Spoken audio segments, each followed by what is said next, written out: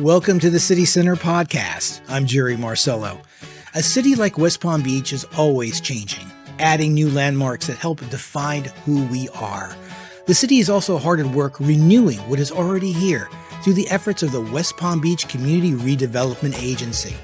Today, we'll look at our nationally recognized CRA, what they're all about, and how their efforts are forming the West Palm Beach of tomorrow. That's next on the City Center Podcast. And welcome back. We have with us today Executive Director of the West Palm Beach Redevelopment Agency, Chris Roog. Chris, thank you for joining us today. Hey, Jerry, how are you? I'm doing great. Glad to have you here. Yes, glad to be here. Listen, what is the CRA and what is it created to do? So CRA, the acronym stands for Community Redevelopment Agency. And this is a tool that was created by the state of Florida many years ago. I believe it's and you may want to fact check that. I don't know. Okay. So a lot of podcasts do a fact check at the end, but I'm pretty sure I'm accurate on this, is that it was the Community Redevelopment Act of 1969. That's when the state really passed the first enabling legislation. Obviously, since then, there's been lots of amendments to that law to sort of steer and amend what CRAs and local governments can do with CRAs. But generally, that was kind of the point where they said, okay, we have these areas in the state of Florida that really need help. They're slum and blighted, and we need to remove that. And the best way to do that is we'll actually create these agencies that can develop projects to improve the value and quality of those. And they'll be able to take the taxes that generate from the increase in that value and continue to reinvestment in those areas. And so that's essentially the premise behind it. And a lot of states have sort of the similar model, but that's essentially the idea behind CRAs, is that as their work continues over the years, the tax increment grows, they continue to reinvest that in the community. Now, the city of West Palm Beach, by and large, is not a really old city. We're only about 130, 100 something that around that age. Is that a common thing for cities of our age and size to have a CRA, or is this something unique for us? I don't think it's unique in the state of Florida, and I don't think it's that unique really in other areas of the United States. I mean, because you have business improvement districts, downtown development authorities. These are all agencies that are although they may have a different sort of mission, they're generally there to continue to ensure that the place thrives and grows and becomes, great for overall economic development, which, can include a lot of different things. But CRAs specifically were meant for that removal of slum and blight. But I mean, you have over 200 in the state of Florida. Right. So what I would brag about is that I would say that West Palm Beach is best in class when it comes to CRAs for lots of reasons, which I'm happy to talk more about. But, Sure. that's. Well, so let's use a real world example. Give me an example of an area or a landmark structure or whatever that we have basically rehabilitated and turned into a beautiful, profitable or livable position, a place. Sure. So hopefully some of our listeners have been in West Palm, but even if you haven't been in West Palm for some time, it's good to kind of know some areas where the CRA has been effective. So let me back up and just kind of lay out some boundaries for where the CRA currently is working. So the city of West Palm Beach has two CRAs. One is in the downtown city center area. And then there's another one that's on the north end of the city that's around the Northwood Village area for folks.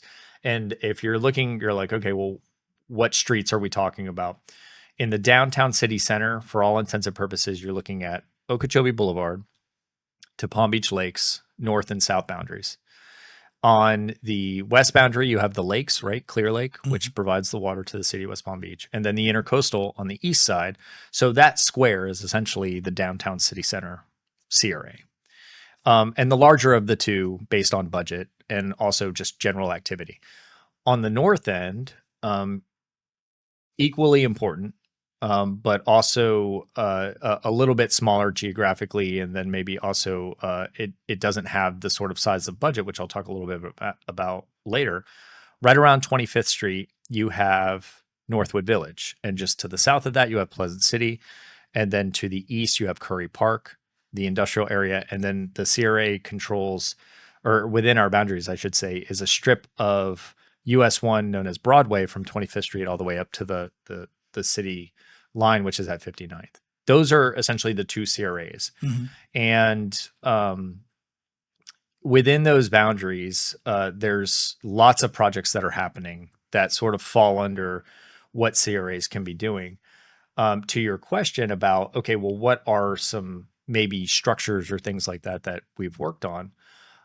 Going back, I think the most notable one is probably the coordination that we worked on with Related, and this was well before my time. You're talking about, mid late 90s, is City Place. And I was going to ask that. Yeah. I mean, so there is a long-term agreement. There you have the community, the CDD, the Community Development District of City Place. That's almost like a CRA within a CRA. It's kind of an oversimplification, but they essentially keep the taxes, in their little area. And so the CRA contributes to them through agreements, to help them pay off a lot of the bonds that went into that infrastructure to make it what it is today. And within that, you have historic structures like the Methodist Church that now became the Harriet Himmel Theater. Right. So that's one real kind of, I think, marquee one that most of our local listeners would know about. I was going to ask you about City Place, and I was wondering if it was something that, I know City Place is what now, it originally started about 25, 30 years ago. So it's interesting to see that it went through the process of a rejuvenation. If I recall, back in the 80s, that was a pretty rough part of town. There was some very, very debilitated neighborhoods through there, and it turned into what became City Place. Mm-hmm. And now it's going through yet another reformation.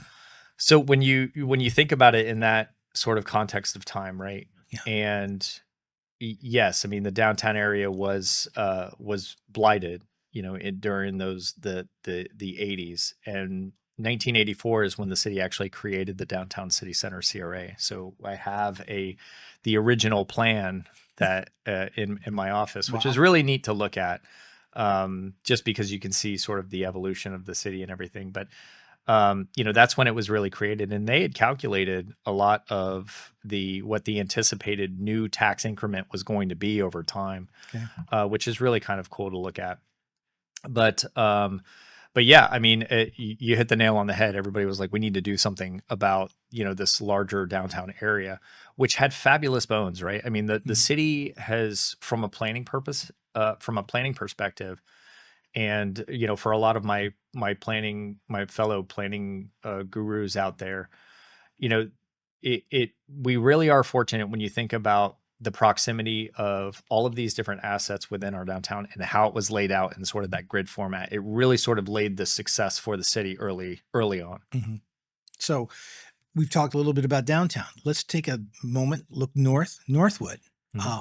Obviously that was, I love going up to Northwood and walking through and seeing the older shops and seeing, the signs on top of the old post office, that was started, sometime in the last century. Lots of cool stuff down there, but now there's an explosion of activity in the area. Tell us a little bit about that. So, two major projects in the Northwood Village area, which, it's sort of like a mini, its own little mini downtown, which is great. And the main one, which is on the very west end of Northwood Village, right up against the railroad tracks. But on the east side of the tracks, just south of 25th Street, it's affectionately been known as the anchor site. And that's because it was always meant to anchor Northwood Village, much like a traditional shopping center. Mm-hmm. You have these sort of major anchors, and I think everybody wanted and still do want to see some type of urban grocer, which I'm happy to talk more about some of the efforts to bring a grocery store to the north end, because that is something that's been a priority for the CRA for some time now. But we called it the anchor site. We put out an RFP, and that has been under development for some time now by a company known as Emocorp out of Aventura, Miami. Great company. They're working really hard. The developer really has a fabulous project that he's putting together that's mixed use. It has apartments, over 400 apartments, which will be a good dollop of housing for that area. Mhm. And then a lot of over 60,000 square feet of ground floor retail that is currently available for small businesses. And then less than a block away from that is the Spruce. And that's very exciting because it's another, in addition to the 401 with the district at Northwood Village. So that's the name of the project on the anchor site, Mhm. is the district at Northwood Village. But the Spruce, which is right next to it, is 270 units. And that is predominantly a workforce housing project, but it does have market rate units in it. So Okay. that's a really exciting project. If folks out there are familiar with the Grand, which is in downtown, done by Affiliated Development, great developers, really know how to deliver a quality product to folks and sort of meet that sweet spot of affordability with quality. They're doing that project, and so that's going to be another I think 117, but fact check that number too. Sure. 117 numbers on units that are in that 80 to 100% area median income that'll serve, and then the other units are market rate. So I think you're touching on something I think is really important to talk about. We are seeing real giant leaps in development, especially in downtown, of very, very high-end housing. A lot of what CRA does is thinking about affordable housing. How important is it as far as your overall philosophy for what you guys do? it's baked into the enabling legislation. So going back to that Community Redevelopment Act of 1969 Mhm. and the law that has kind of evolved over time, it is spelled out explicitly that is one of the core missions of CRAs, is to provide and work towards that affordable housing. Yeah. So much so that we, when last legislative cycle, there was a talk about, sort of looking at the roles and responsibilities of CRAs. And, CRAs were sort of talked about as being one of the main vehicles for providing affordable housing, which is a bit of a badge of honor, especially for the West Palm Beach CRA, going back to that best in class that I was mentioning. Mhm. The mayor made a very clear vision about, I want as much affordable housing as we can. And he set tangible goals that we have met, and he's just continued to add to those goals. And the CRA has been part of that. And it's something that I think the board is very proud of. It's something the mayor is very proud of. And we're going to continue to work for, looking at all kinds of opportunities to continue to provide that affordable housing. So to your point, being that it's baked into the what we're supposed to be doing, it is core to our philosophy and what we do on every single day. You mentioned earlier that you were hoping that you would see a food stores and that those types of businesses moving into certain areas. Yeah. How important is that part of the scope of the things that you do? Saying we're looking to put break the food desert and put a store here, and is that part of what you're planning? For sure. I mean, think about true city building. Which, it's such an awesome time to be in the city of West Palm Beach right now with everything that's happening, and just the, what people are bringing, the businesses that are coming here. I mean, just the business growth alone has been just off the charts. And that's not just the big businesses. That's not just the financial firms, which are awesome, and all of those targeted industries, but it's also the small mom and pop. There's quite a bit.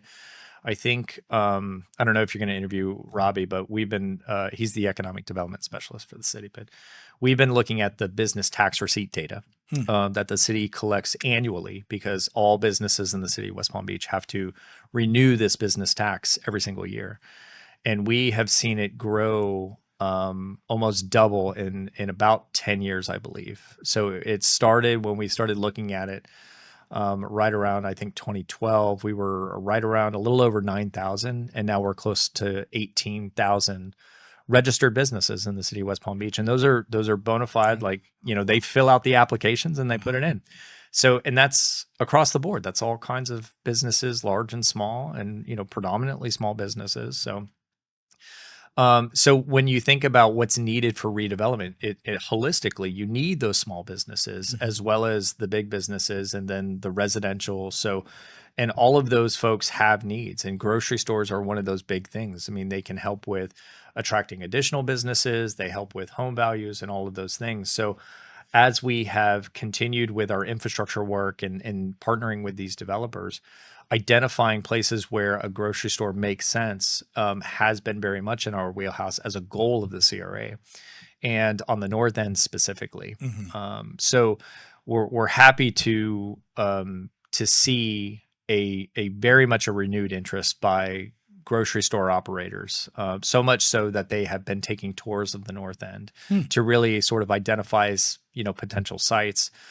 Most recently, we've seen actual investment by folks like Tapatia Market. They just opened on 45th Street and Broadway, which is that US 1 corridor. And it's fabulous. I mean, it's been such a huge hit with the community, and you can see it just by the traffic that people are really looking for those type of amenities in the north end of the city.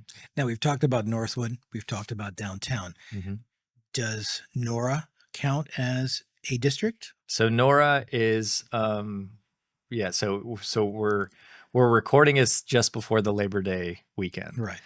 And it's so exciting. It puts us out. Hopefully all the listeners out there can see the smile on my face, but it's such a cool project because it is bona fide city building, right? I mean, if anybody out there has ever played SimCity, I mean, that's very much what it's like, but it's real time. A lot of hard work, a lot of great partners. Big shout out to, my friends over there at the Nora Holdings, which is Ned, Damian, and Joe First with Place Projects. Great group of guys, visionaries, and very capable of getting the job done. But let's roll back and actually explain to people what exactly Nora is and what it was before it started. Oh, okay. Good point. Yeah. Okay. So sorry. Nora is short for North Railroad Avenue. So NO for North, RA for Railroad Avenue. And Nora was essentially an industrial area. I think we zoned it industrial chic, but for all intents and purposes, it was old warehouses, very underutilized collection of properties and lots that was assembled by this group, those three gentlemen that I just mentioned, Ned, Damian, and Joe. And they put together these lots and then came to the city with sort of this vision and this plan for a renewed part of downtown with quality places, retail shops that they had planned to put there in a mixture of hotel and residential. So the whole combination of items that really, when you go to any great city in America, you would find these things sort of all together. And then just layered a level of quality on it that is open to everybody, not exclusive to anyone, and just done in a way that I think is going to be one of these great places that you can come and just enjoy the space, or you can go there and really really enjoy quality restaurant dining or retail products if you're there to shop and things like that. So they approached the CRA back, I want to say it was 2001, on the streetscape and the actual street of North Railroad Avenue, and said, look, we want to make this a quality street, very much like Clematis and Rosemary, like what you see through City Place, and taking these principles that the city has applied to our streets and public open spaces, which is shade, ease of accessibility. When you look at a curbless street, people don't realize that without curbs, you make it so much easier for people in wheelchairs and just kids and folks. And it just has that very comfortable pedestrian feel, wide sidewalks, all of these things that are essentially human-centric designs that when you get there, you're like, this place feels great. And then from there, they lined the street with great tenants and great spaces and great and well-designed buildings that just, that when you get there, it's something special. So that project to underground the utility lines, which that's the other thing. These little details that when you go, you realize that you're at a special place, but you're not quite sure why. Just go to a street, and if you see utility lines overhead, it's not that it's bad. It's just when they're not there, you notice when they're not there, and the space feels really nice. So they wanted to underground the utilities, which we did, and created the streetscape with all of those principles that I just outlined. And the whole project was right around $20 million. But the way that we partnered with it is that they were going to do the investment, but in order to get reimbursed for it, they had to meet specific benchmarks to know that at the end of the day, the CRA will actually see the benefit of that tax increment that will come to our budgets, and then we can continue to reinvest in the overall downtown. And they did it. Not only did they do it, but they did it ahead of schedule. And so now working with the business owners that are coming to Nora and looking at additional ways that we can just continue to enhance the redevelopment, the project is just so exciting, and it's beautiful. And this hotel that is going to be coming online. So definitely check it out. It's right there at 7th and Dixie. You just then head due west when you get to that. So, it is a little bit of a scavenger hunt, but that's okay. You'll see the signs. They've really outlined a good wayfinding so that when you go down Dixie between Palm Beach Lakes and Quadrille, you can find the Nora district, but it's beautiful. What's sort of the time frame for that project to be completed? Well, that's probably a good question, because I think Nora is going to be one of these things, very much like City Place, how it's going through, another growth spurt. Sure. I don't know that there's a bona fide or like a dedicated date, right, when you can say Nora's done. But I think that if I had to put a pin on when, you'll see new things really sort of completed, it's probably that 2027 timeline. But even like 2027, I think you'll still see a lot of new residential being under construction in the Nora area. The hotel will definitely be completed by then, if I remember correctly. But it's and then from there, they're already looking at sort of additional phases. We're looking at the east-west streets. We did North Railroad Avenue, but you still have all these east-west streets like 7th Street, 6th Street, and all the way up to Palm Beach Lakes that also need treatments. Absolutely. Now, you've described an amazingly complex process of imagining a change and all the fine details that go into actually creating that new look. What voice do the residents have in making choices or helping to either vote for or to speak out against an idea that you guys might have? Sure. So one of the things that the CRA board, the mayor and commissioners, which I hope people know how hard their elected officials work for them, because they work so hard every single day. And I know that because I talk to the commissioners and the mayor, and there's not a day goes by that they're not getting an email or a phone call, and they know that, but they are extremely responsive. And they work really hard to ensure that they do a quality job for the residents and business owners. So everybody just please know that your elected officials are working really hard for you, really hard.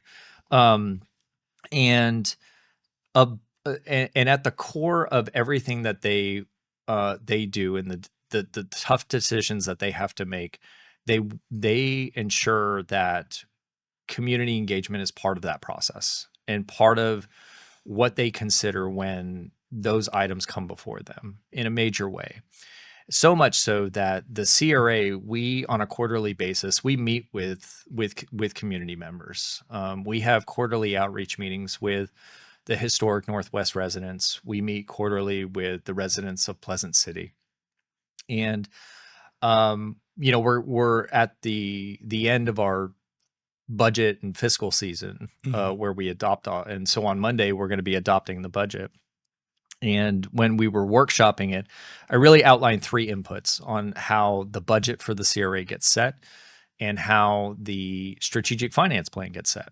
And one of those inputs is the community engagement. So as we meet with residents and even like phone calls and regular outreach that we do either it's project specific or just in general, or the emails that we get, we collect that information, and it very much steers the strategic finance plan, and it steers future budget years to react and to respond to what the residents are telling us. Gotcha. So it's built in, every single day Yeah. in the work that we do. And it's one of the major inputs that guides the work plan for the CRA.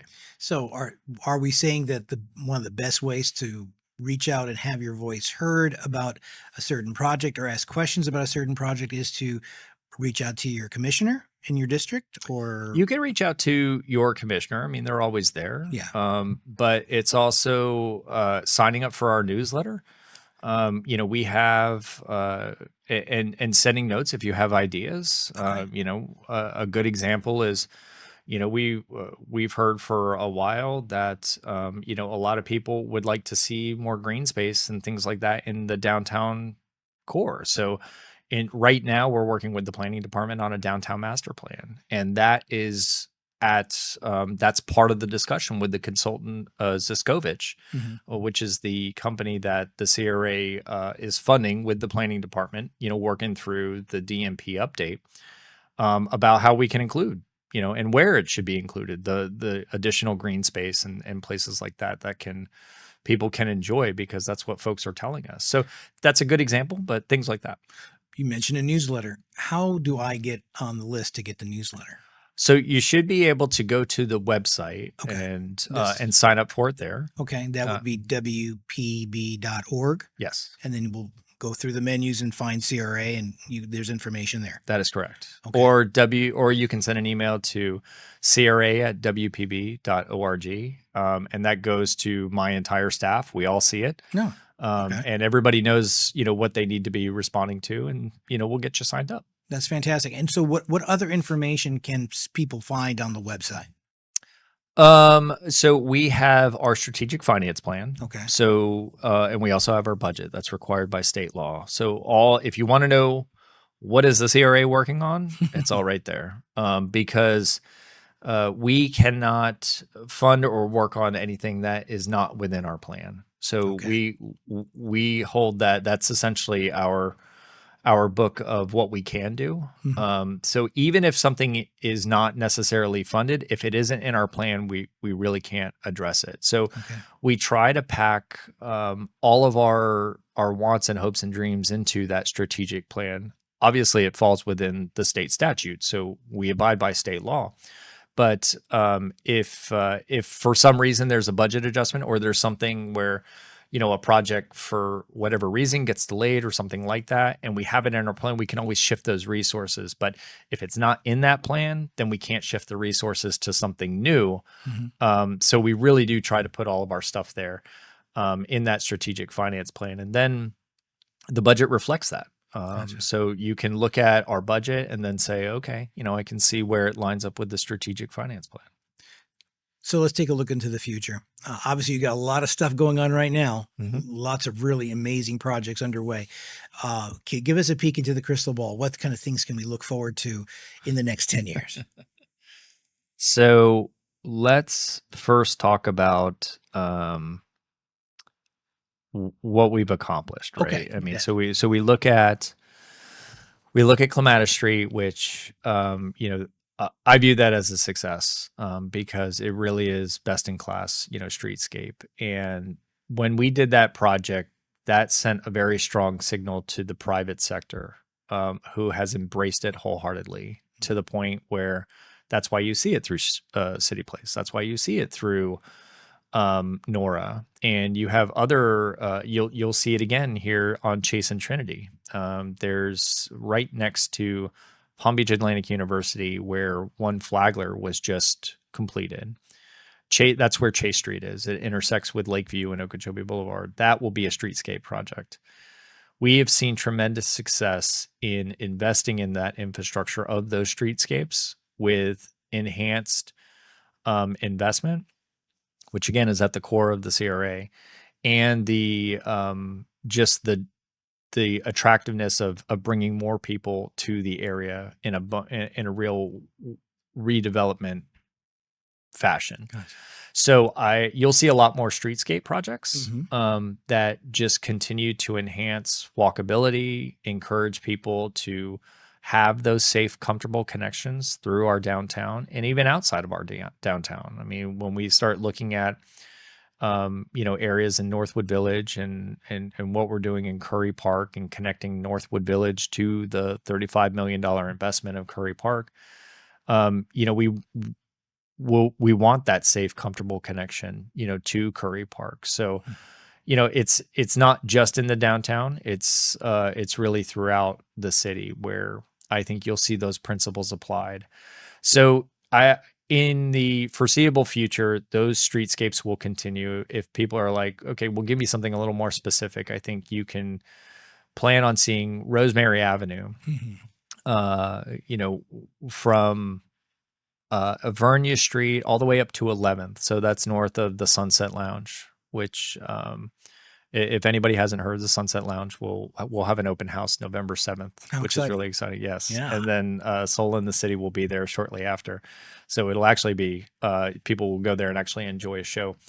But yeah, I mean the streetscape for Rosemary um, will be done, and that'll be another big streetscape project. Tamarind Avenue, finishing that from 7th Street to Palm Beach Lakes will also be part of it. And then we're starting, like I mentioned with Nora, the east-west streets throughout the historic Northwest, looking at those as well. And that really will help the residents with wider sidewalks and more lighting and shade trees, where we can plant them and things like that. So I would say, the biggest one is really the streetscape program. In addition to that, affordable housing will just be at the forefront. So, and those are just two main bread and butter infrastructure projects. You're going to find a lot of people welcoming that. For Absolutely. sure. Yeah. I mean, and really getting creative with, interesting places where you could put that affordable housing. I mean, that's what's so much fun about, the planning aspect and looking at areas that maybe are publicly owned, where you can find these sort of nooks and crannies to do creative housing projects. And luckily the CRA has the tools to do that. And, right now the need is so great that I think it allows for that innovative approach to affordable housing, which we are wholeheartedly embracing. So I think you'll see a lot of that as well.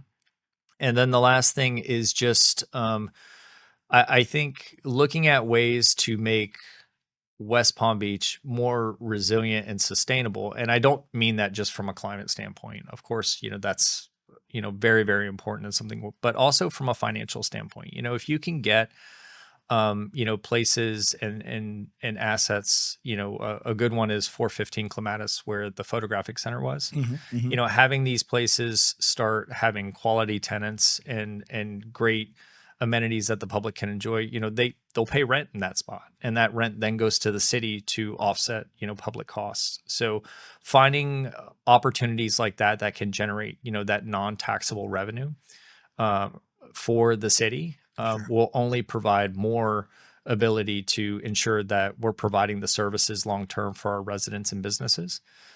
So that'll be another core part of, I think, the CRH sort of helping to make downtown and the city overall as much as we can. We have to focus on our boundaries or the areas within our boundaries, but really helping with these resiliency and sustainability efforts.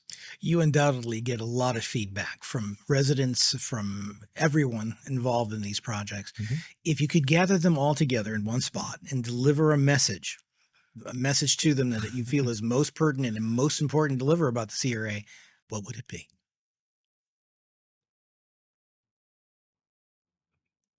Hmm.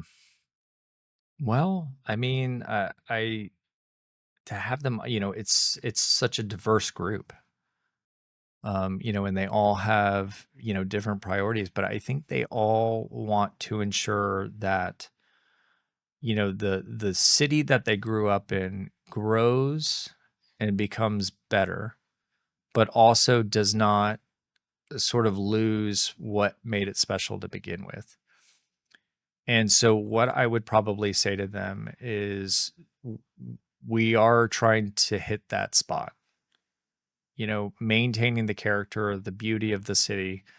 I mean, I grew up here. My dad worked at the Bell South building growing up. So I was standing on the roof of that building when I was, 6 years old. So, and that's before City Place. So I know I'm dating myself here, but, it's always been a beautiful place, and South Florida is my home, and it needs one thing that always made me sad is, my friends would move away, and I'm like, man, wouldn't it be great if we just had a place that like nobody ever wanted to leave? I mean, of course we want to travel and things like that, but just a really great place that was what, very much like what the mayor describes, right? A community of opportunity for all. I mean, that's it. And, with that people first designs where it really sort of offers that extreme livability. And I think we even talked about that we're doing another project, and I know I'm kind of all over the place here with FAU and the Center for Smart Streetscapes, but there's all of these efforts to really ensure that anybody can live here, no matter, if what your status is in life. And also that it just offers that great quality and ability to just, live and work that, is unmatched to any other spot, and almost becomes that model American city. We've even had I think even Mr. Ross with Related use that, he's striving for that, best in class, that model American city, which, if we're all aiming towards that same goal, you can kind of see it sort of manifesting with all of this. So that's probably what I would say to all of them, Sure. And I'm sure that would just erupt into a big debate about what that means because everybody has it. But I think ultimately, I mean, that's probably what I would say. At least that's our goal. And then, and then we can discuss what that means, throughout our meeting. But have further meetings about that. Yeah, sure. Chris, you guys are doing amazing things. It's a vision for the future that I think people are very satisfied with and very excited about. And thanks to you and to your staff for doing everything you're doing to basically create a new pathway for the city of West Palm Beach. Yeah. It's, again, I'm happy to do it. Love it. And if anybody has any ideas or anything where, you want to kind of learn more, I mean, we're very much an open book here at City Hall. It's we're happy to talk more, and just, there's no bad ideas. We may not be able to do them all. In fact, we can't do them all. I mean, as much as we would like to, but, you never know what could gain traction to sort of make the city a better place. So thanks for having me. And thank you for joining us for the City Center podcast. If you're new to the show, you might not know that we've been in production for 3 years, and we've got many past podcasts available for your listening pleasure. We're available on all major podcast outlets. Just look for The City of West Palm Beach, and you'll find the City Center podcast. If you have comments or ideas for other topics, please feel free to write us at podcasts@wpb.org. This has been a production of the City of West Palm Beach Communications Department. I'm Jerry Marcello. We'll see you next time.